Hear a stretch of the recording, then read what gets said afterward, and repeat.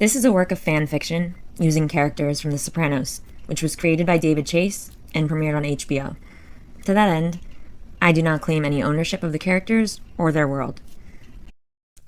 I think your Uncle Paulie and Patsy, your father-in-law, had something to do with your father's death. One other that I have my suspicions about. Pontecorvo family. After I heard those words from Benny, it was like everything came flooding back. All the memories, all the inconsistencies, all the hypocrisy, all the questions left unanswered. And here I thought this was something we would do long after you got married. Hopefully I won't be living anywhere around here by then. So when everything came flooding back, I took a walk down memory lane. Or a drive. Meadow, you can't just lie and cheat and break the rules you don't like. You can't just lie and cheat and break the rules you don't like. In the words of my mother, that's news to me. Where have you been? I wanted to believe my dad that day, when he told me he'd left his watch at the restaurant. That was why his hand was bleeding and there was dirt all over his shoes. Of course, the watch. That had to be it. What else could he have been doing? It's not like anything weird happened before that. Like my dad seeing some man at the gas station and then chasing after him while zigzagging in and out of oncoming traffic with me right next to him. You see where I'm going with this? Yeah. Even my mom caught on that something was off. Illegal gambling and whatnot. Emphasis on whatnot. Your hand is bleeding. Dad, where did you go? You saw that man, didn't you? I cut it on the screen door. Dad. What?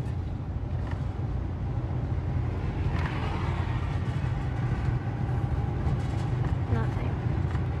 Pretty soon we're gonna have to, talk to her about the business. Yeah, two of us should sit down with Meadow. Talk as a family. Oh my God.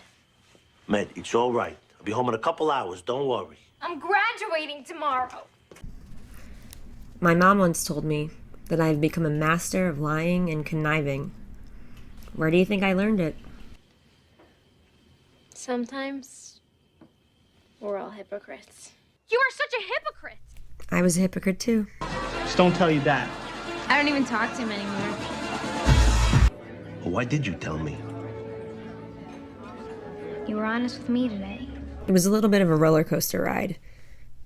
Not like a crazy roller coaster ride, but one that still made your stomach drop once in a while. I was mostly left out of the really dangerous stuff, though. Of course, there was the time that my dad got shot by his Uncle Junior. He ended up in a coma.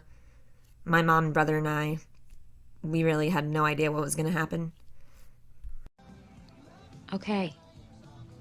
But you need to learn to shut stuff out. Don't do it! I'm warning you, do not do it! I didn't end up going to Europe that semester, or any time after that. Now, as for some other people I knew, maybe they went to Europe, I don't know. Or maybe just witness protection. Whatever that means. I guess I never really stopped and gave myself time to think about it. Or maybe I didn't want to.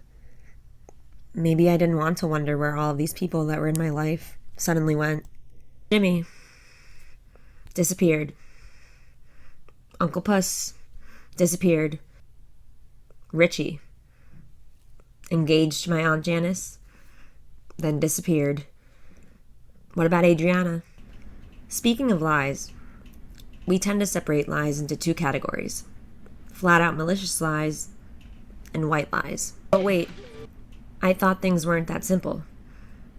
Aren't most things not easily put into one category or the other? Because things aren't all black and white?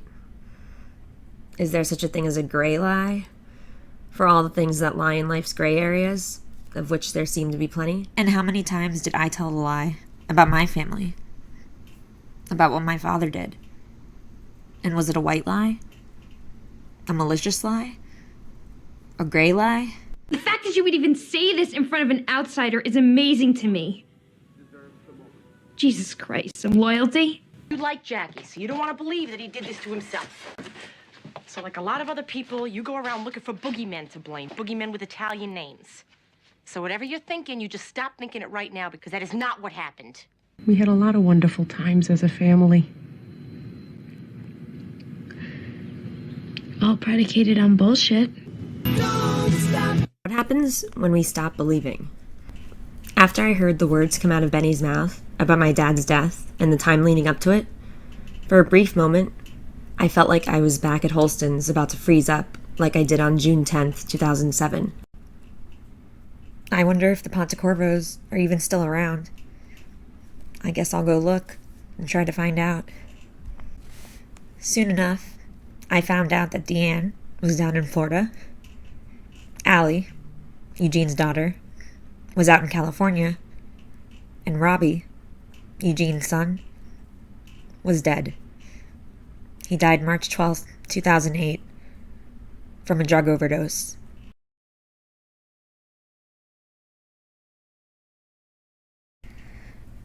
Patrick, there's something I need to ask you.